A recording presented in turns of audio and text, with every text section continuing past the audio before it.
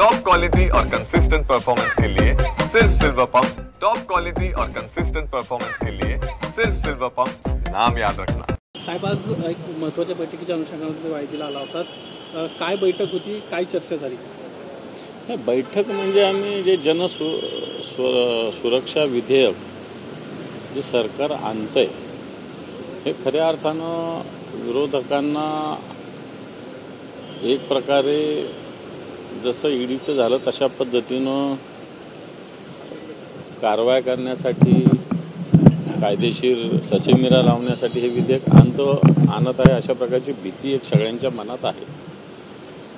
नक्षलाईट कोणाला म्हणायचं, शहरी नक्षलवाद म्हणजे काय, नक्षलवाद म्हणजे काय, बाहेरचा नक्षलवाद म्हणजे काय, संघटन म्हणजे काय, या सगळ्या ज्या कायद्यात आलेली शब्दरचना आहे ही मला असं वाटतं एक मुद्दाम होऊन जाणीवपूर्वक निर्माण केलेलं, कन्फ्यूज केलेलं एक प्रकार दिसतो आणि त्याच्या विरोधात एक सगळे मिळून एकत्रित होतात आणि त्याच्यावर वेगवेगळे मुद्दे कशा पद्धतीनं चर्चा व्हावी याच्यासाठी आम्ही बैठकीचं आयोजन इथं केलं होतं। अधिवेशन अगदी तोंडावर आहे, याच अधिवेशनामध्ये हे विधेयक आणलं जाणार याची देखील माहिती मिळते। नाही, ठीक आहे ना, याच्यात 14,000 लोकांचं ऑब्जेक्शन आहे। आता ती हिअरिंग तर ऐकावं लागेल ना सरकारला।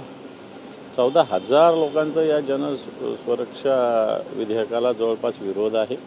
सरकारला हे म्हणणं या कमिटीला, समितीला ऐकावं लागेल। विधिमंडळामध्ये 2 दिवसांचा एक मोठा कार्यक्रम पार पडला आणि त्या ठिकाणी जेवणावळी असतील किंवा एकंदरीतच खर्च झाला होता। 4,500 रुपयांची जेवणाची ताट अशा पद्धतीच्या देखील बातम्या। मला हेच कळालं नाही की विधानसभेचे सभापती पण जेवण ठेवतात, विधान परिषदेचे विधानसभेचे अध्यक्ष पण जेवण ठेवतात आणि सरकारी खर्चाने ठेवतात, काय स्वतःच्या खर्चाने नाही ठेवत। आणि मग हा वारंवार जेवणावळी कशासाठी ठेवल्या होत्या, हा सरकारचा पैसा का खर्च केला, हा खरोखर तुम्ही पण उचललेला प्रश्न महत्त्वाचा आहे।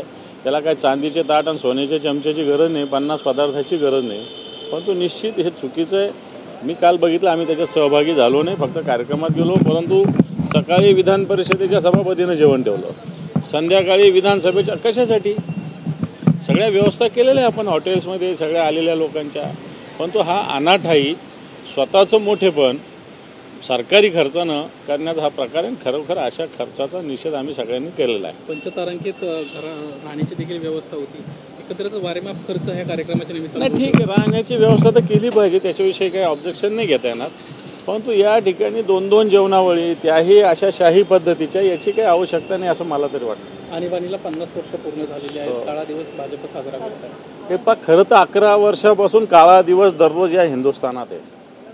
दररोज नरेंद्र मोदींचं सरकार आल्यापासून 11 वर्ष दररोज काळा दिवस या हिंदुस्थानात आहे। या हिंदुस्थानात ईडीच्या कारवाया, निवडणूक कशा पद्धतीनं होते, विरोधकांना कशा पद्धतीनं जेलमध्ये टाकलं जातं, हा इथं आणीबाणीपेक्षा मोठं आहे, इथं आणीबाणीपेक्षा मोठं आहे। त्यामुळं काळा दिवस म्हणणाऱ्यांनी हे 11 वर्ष कशा पद्धतीनं हिंदुस्थानातील जनतेचे काळे केलेले आहेत। शेतकरी आत्महत्या करतोय, महिलांवर अत्याचार होतोय, देश आर्थिकदृष्ट्या रसातळाला गेलेला आहे।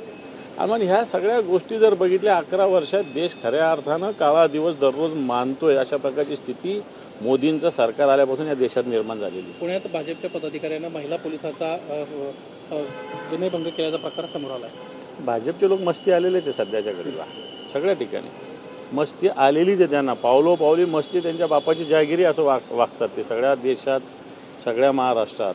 आणि म्हणून जर असं कोणी एखाद्या महिला भगिनी पोलिसाचा कोणी अवमान केला असेल त्याच्यावर कारवाई झाली पाहिजे। अनेक नेत्यांना खाजगी सचिव ठेवले होते, ज्यांना परमिशन देखील मिळाली नव्हती, आता ते सर्व खाजगी सचिवांना नोटीस आलेली आहेत। मंत्र्यांना जाणीवपूर्वक प्रकार केले होते, परमिशन काही मंत्र्यांचे PS नेमलेले नाही तरी PS म्हणून ते काम करतात।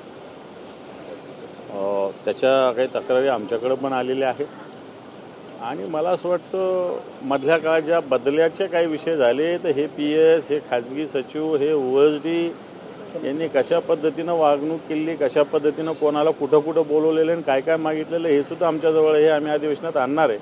आणि मला वाटतं याची भनक सरकारला लागली असावी म्हणून अशा पद्धतीनं काही OSD आणि PS त्यांनी थांबवले असावे।